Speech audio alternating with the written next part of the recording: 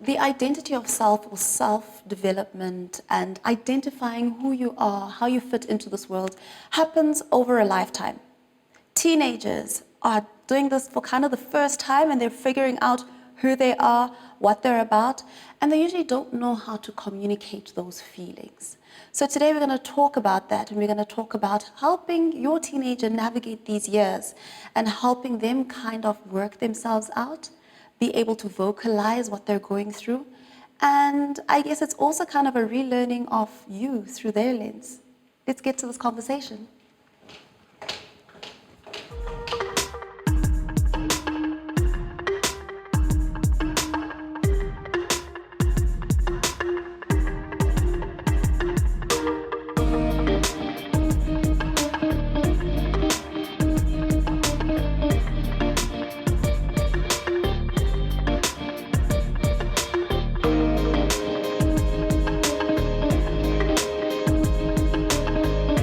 How often have you heard parents raising teenagers reminisce about the glorious infant stages of their children's lives, or the days they'd marvel at their child's first utterances, or the time when just a mere smile on their child's face brightened up their day, until they grow up to roll their eyes, sulk, rebel, or just do completely anything or the opposite of what's expected of them.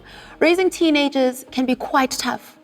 All the stages of their lives, they are put on a path of discovery. And then they tend to pull away in order to create their own identity at the stage. So what tools do we need as parents if we need to be prepared to guide and navigate them in the right direction? Dr. Shaheda Omar is a clinical director of the Teddy Bear Clinic. She joins us on today's edition of the Sit Down Parenting to give us a survival guide to raising these teenagers. Thank you so much, Dr. Shaheda. Welcome to the Sit Down. Thank you. Thank you for joining us. Oh my gosh.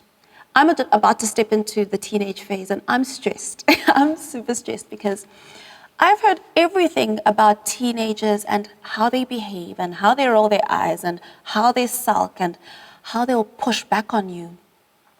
But when it comes to how they're behaving during the stage, when we go back to it, this is the first time they feel like adults, but they're in discovery phase, right?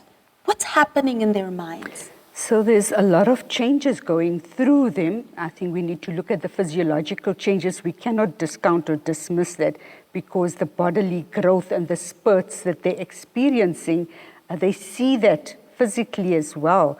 So it's physical, physiological, but emotionally, it's also grappling with those changes, that transition, transformation from being a child, from being someone whose hand needed to be held and was supported.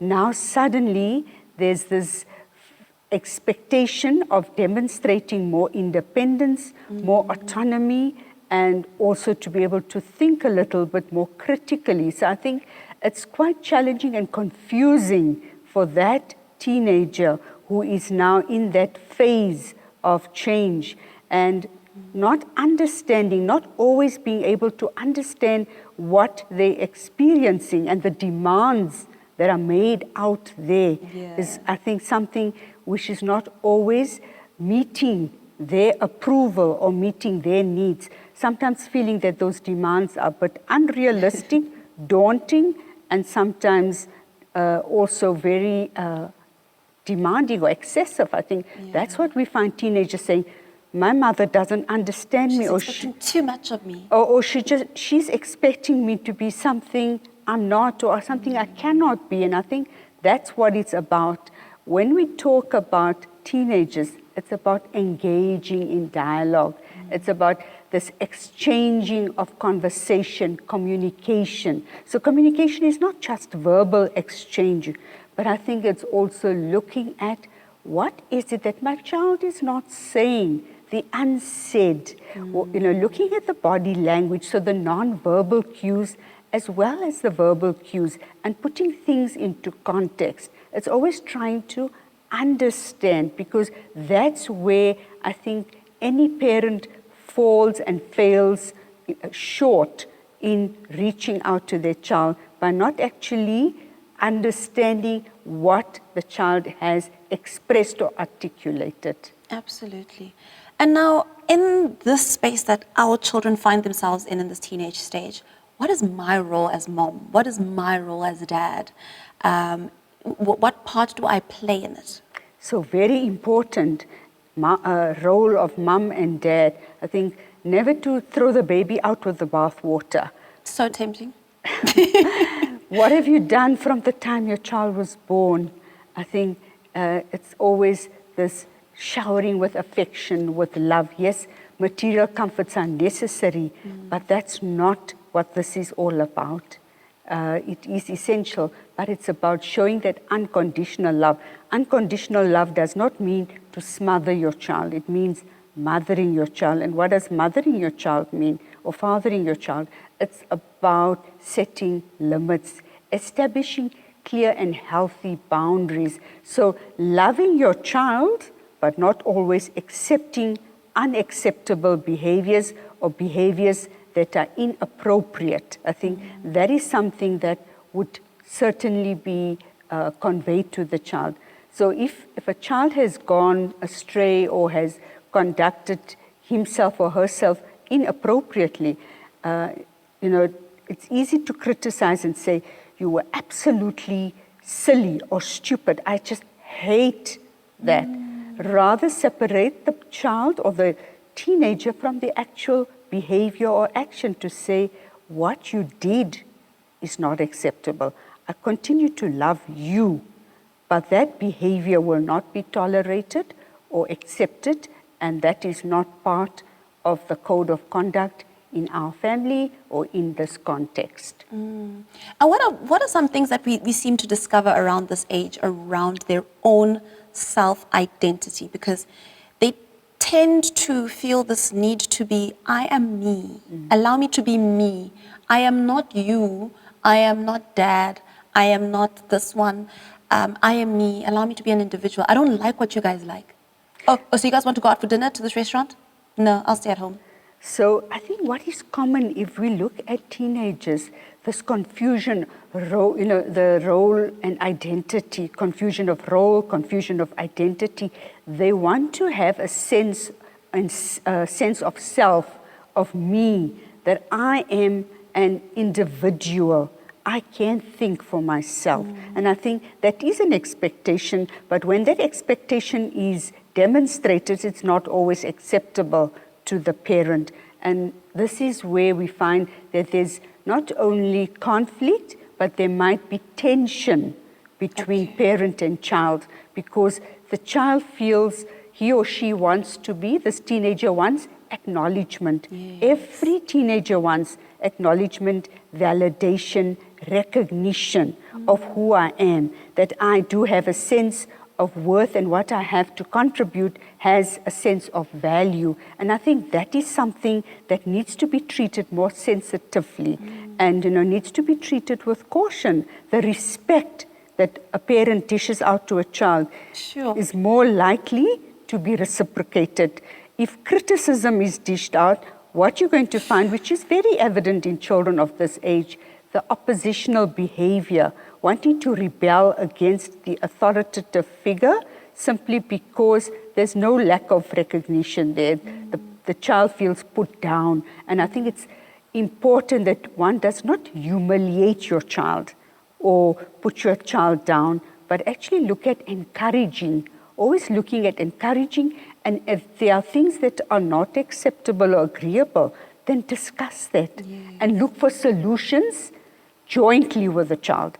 Don't prescribe or instruct, because there won't be a sense of ownership. The child will distance himself or herself from that. But the moment they are given the sense of power and control, of course, within limits, to say, well, this didn't actually work out the way we wanted it to work out, or it actually left us feeling quite angry, or there's a sense of tension here. What can be done differently to avoid that? So give the child that opportunity to explore options. Yeah. And I think that's scary, because a lot of us weren't parented with such kindness or with such consciousness or with such thought, right? And then we project that on our kids as we turned out fine. But did we in fact turn out fine? So Yes, parents often, say, but we turned out fine. And I think that's something parents often linger or speak to their past. And the question is that not to compare. Because the way parents were raised and the way they're reparenting their children, if things were ideal, they would not find themselves in this compromising situation. And often we find that it's easier to criticize, to resort to some kind of ridicule or blame or naming and shaming the child, and little effort is put into affirming affirmations. And that is what we often say to parents, that teenagers, all children, need positive affirmations. They need to understand that they are in a position to do well, to do good, to believe in themselves, to enhance the sense of a positive self-esteem. And the more that can be done, because when a child does anything that is not acceptable or negative or contrary to what parents' expectations are, it's always putting their child down. That's quite destructive, and children will tend to rebel or show oppositional responses to that kind of behavior from parents. So it's important that parents do not actually go back and say, but I was raised like that. Yeah. My father used a wooden spoon on me, or my mother, and really Didn't quite work out.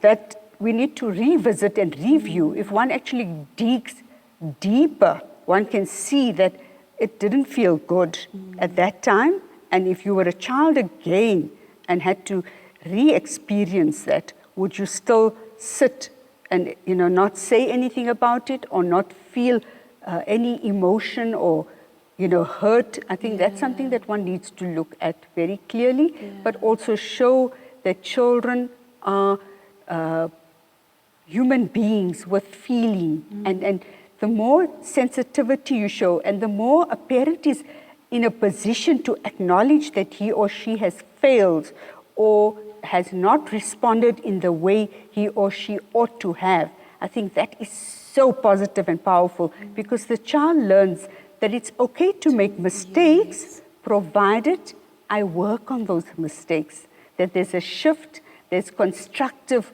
movement in a different direction. Absolutely. And I think children mirror what their parents do and say. They learn by observation theory. Teenagers these days are pushing for their independence. The world is also saying, give them their independence. We've got a wider range of technologies these days, and access and ways in which our teenagers can communicate. How much do we pull back from this world that is unsafe? And how much of this world that is unsafe can we let our children out into, whilst trying to instill values and principles in them in their teenage years?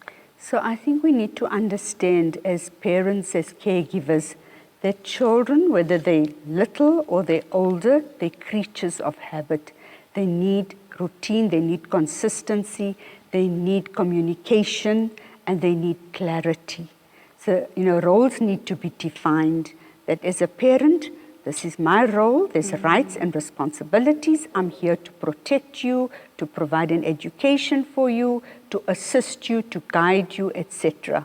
Likewise, the child needs to understand that he or she also has rights and responsibilities, and there are limitations. So I think that this consistent communication, and when we talk about clarity, that the child is actually, or the teenager has understood what the parent is saying. So checking out, did you hear what I said? Can you just tell me what you heard from me, to see that you're on the same page? Yeah. I think that's important, when one is engaging with children. They taught us that in couples therapy.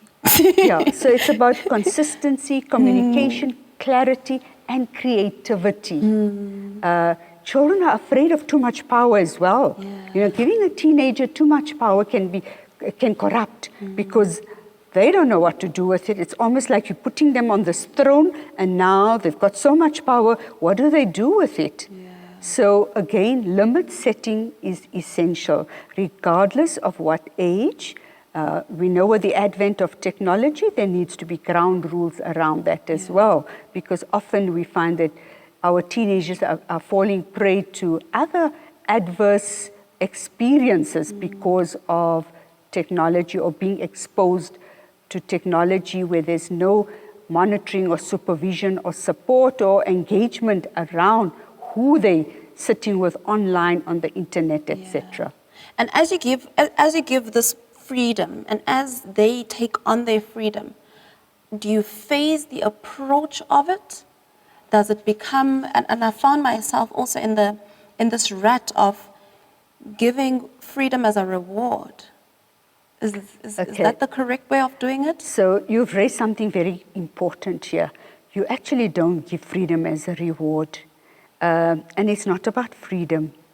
I think we talk about rights and responsibilities, and at every phase of development, as they grow, as their needs grow, as their intellect and their life experiences and wisdom grow, along with that, they're going to have more leeway in making decisions. So decision-making skills and acquiring those skills. But as a parent, you're not giving freedom. I think freedom could be a very sensitive, a tricky word to use.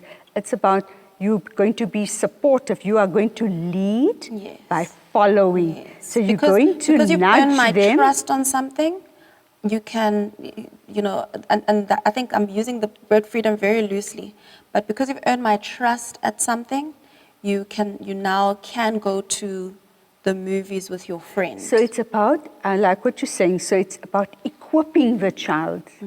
Equipping the child with making positive choices, because the more information you share with your child, the more learning takes place, and the more learning that takes place, the child feels more powerful, and of course power and liberated. So the child is not stifled, but is allowed to grow, but allowed to grow within the parameters of safety and protection. And I think that's it. You don't let the leash go. It's like giving a dog to a child that doesn't belong to the child, or that's just come new, and then you say, now take the dog and run, and the dog just runs with a leash. So I think one needs to be a little bit cautious. It's about providing support, guidance, direction, but never forgetting to show that unconditional love. Because, love is one of the most powerful tools in making or breaking any child. Absolutely. And how do they navigate around experimental phases? Now, my child is experimenting. He is, and I don't want to put names to it because there's different levels and different ways and different reactions that parents have to what kind of experiments there are. But how do we communicate experimental phases? How do we also navigate those experimental phases without labeling our children as something? So again, I think social experimentation, when children are little, it's the developmental curiosity, and that will grow, and children will then go into your experimentation phase, because pre-puberty, post-pubescent children, that's the norm. It's an expectation. There's a lot of peer pressure of, wanting to belong and wanting to seek approval from one's peers and groups. I think that is something that is quite normal. And again, it's about talking about those things.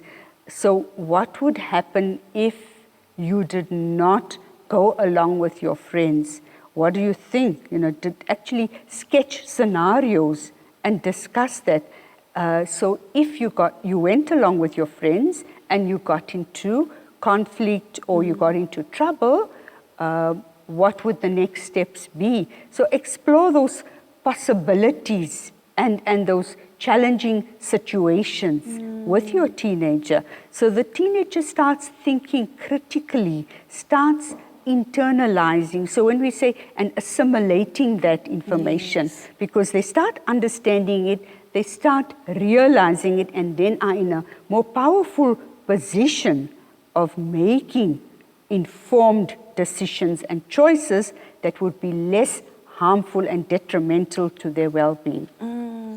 And when it comes to our approach with regards to discipline of teenagers, what are some things that we need to keep in mind to how we discipline teenagers? So again, I think the word discipline these days is used so loosely. We know that corporal punishment is a criminal offense, and it's banned at schools and even at home. And often parents, the response is, but my father, my mother, slapped me or gave me a smack on the bottom, and that was acceptable. And I think we need to be cautious about that, because that's a quick fix, short-term intervention with poor results. The children will restrain or refrain from inappropriate or unacceptable behaviors in the presence of their significant other, whether it's a parent or mother, father, etc. But if we want a child to actually learn and grow, and we want to empower that child, we need to actually engage with the child. Put the, even do a role reversal. Say, so if you are the parent and I'm the child, and I have repeatedly done this and offended you, not only offended you, but have created many problems as a result of that, what solutions, or what do you think you as a parent can support, how can you support the child? What can be done to support the child? So it's about trying to instill victim empathy, so that you put the child in the shoes of the parent as well, to create that deeper level of understanding. Not rather to say that I'm angry at you. I want to wring your neck.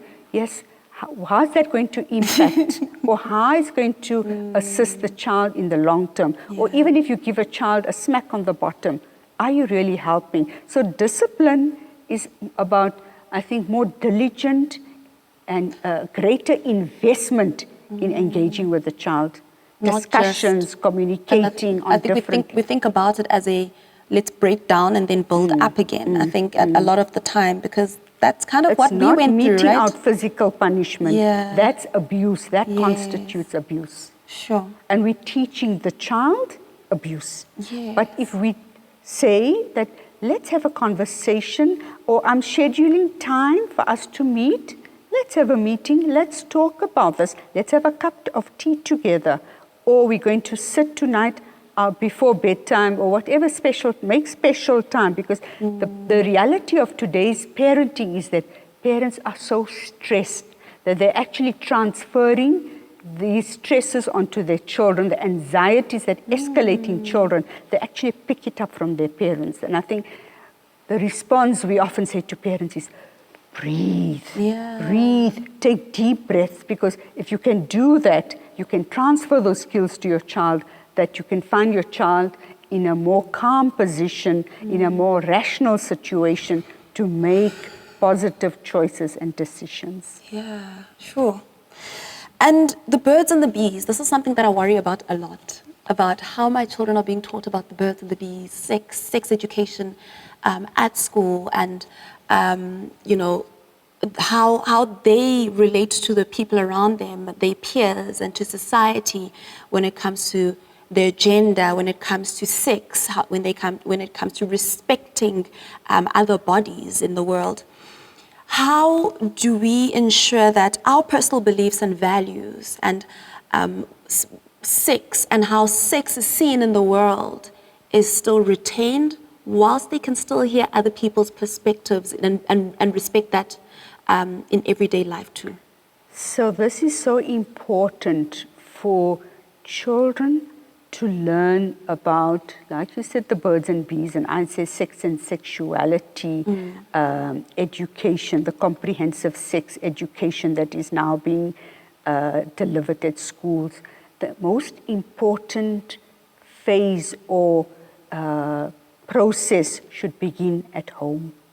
It should start with the parents, the primary caregivers.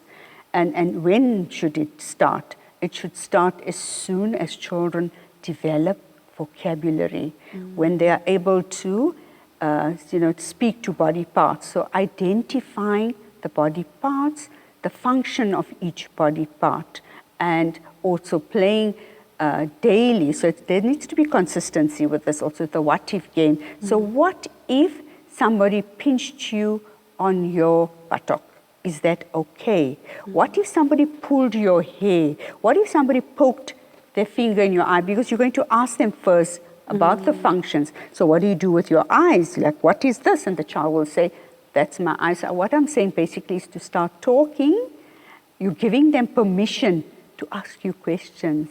You're giving them permission to say, it's okay, this is your genitalia. What do you call that? Vagina, penis, bum, anus. So you provide them with correct terminology. Yes. And you are equipping them. And also then the conversation will advance. Of course, it's age-appropriate knowledge, but as they grow older, and if there's consistent engagement and communication, the child is going to actually feel very secure in coming forward and asking the parent for information. So what I'm saying is that the primary source of information should be the parent. Yeah. And so that there's no misinformation and sensationalization, but there's accurate and correct information provided to a child who will be in a better position to make decisions and understand what is acceptable and what is not acceptable. And, it's in teaching them also to navigate, to know what their values are, to also have their own opinions. And you're saying something so important, because what do you actually teach a child? You teach a child that he or she is the most beautiful thing. Their bodies are so precious. It's got to be revered. One needs to respect it, love it. So you are not, you are actually promoting healthy sexuality. Because often when parents say, don't talk about that. Yes. There's Shame. negative connotations attached to the genitalia, to sex and to sexuality. So children grow up to be racked with guilt or negative feelings, and we would find that we often see challenges in their barriers to intimacy later on when they form interpersonal relationships and intimacy. They actually feel guilty about their bodies, about interacting or any kind of intimacy. And that is why it's about propagating healthy sexuality, that you need to cherish, love, respect your body. As they respect their body, they're going to be respecting others' bodies as well. Absolutely. Thank you so much for this very, very informative conversation. These are the first tools I'm going to start using now as I prepare for the preteens that we're about to step into. Because one thing that I know is, on most part, most teenagers that are thriving or are being, on the route into their adult life right now, whose parents are doing well at this, have started right now in the preteen stages and have also just started seeding the right kind of tools like you've mentioned. Start having those conversations. As soon as their vocabulary develops, start talking. So thank you so much for this very insightful conversation. Where can we find you if we need to contact you? So we can be contacted on our website, www.ttbc.org.za. The telephone number is 011 484 4554, and there are other cell numbers that are available as well on the website. We are also on Facebook, Twitter, and all other social media platforms. Awesome. Thank you so much. Truly appreciate it. Thank you for joining this edition of the Sit Down Parenting. This was such an informative conversation, and it's something very close to my heart because I'm the kind of parent that wants to do it right, and I know that we can never do it right, but we can try and equip our children with the right tools so that we do better. Thank you for joining us. Until next time.